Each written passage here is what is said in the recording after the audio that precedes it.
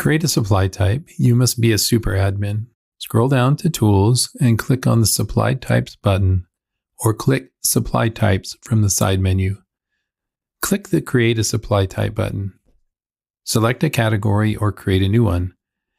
These are the same categories used for equipment. Enter a name. The name should be as specific as possible so that you can track different brands, sizes, or variations of the supply you are tracking. Decide if you will track the quantity as a percentage. Tracking supplies by percentages can be helpful when dealing with items that are not easily counted. Examples are bottles of cleaners. You may only use 20% of the bottle at a customer location. Enter description and cost per unit if desired. Click Create. After the supply type is created, you will be back at the supply type screen. The supply types are organized by category. If we expand the category we just used, we'll see the supply type that we created. The text to the right shows you how many items you currently have and in how many locations. Right now it says not available because we have not yet created any supplies based on this type. Click on the type to see the details. We'll add a photo by clicking Photos in the navigation menu and then clicking Add a Photo. Click in the frame to browse for a photo to add.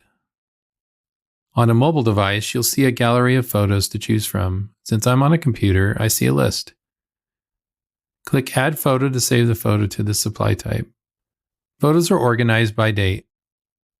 If this is the first photo on the supply type, it should add it as the primary image, meaning that it will be the image used throughout the app for this type and all supplies created of this type. If you want to change the primary image, you can click the primary image button underneath the image you want to use. We'll explain other things you can do with supply types in future videos.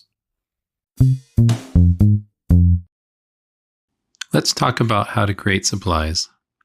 To create a supply, you'll first need to have a supply type created. If you haven't done so, please see our video for creating a supply type to get started. There are many ways to create a supply type depending on where you are in the app. We'll show you how to get started from the home page. Scroll down and click on the Add Supply button. Select which supply type you want to use. Select a location for the supplies and then your preferred limit type. The limit type simply determines when restock indicators will be displayed.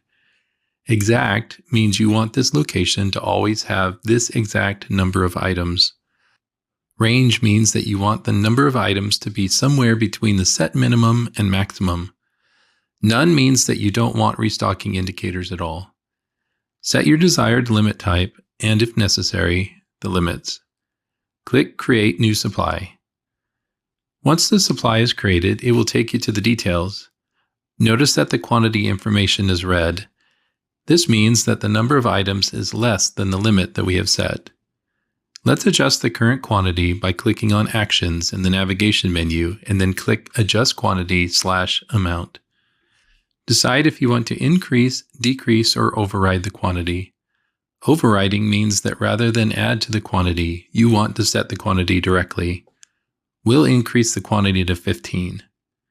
Click on Quantity in the navigation menu to see that the quantity values are now green, which means that the number of supply items is within the range we have set. We will explain the other details and actions for supplies in future videos.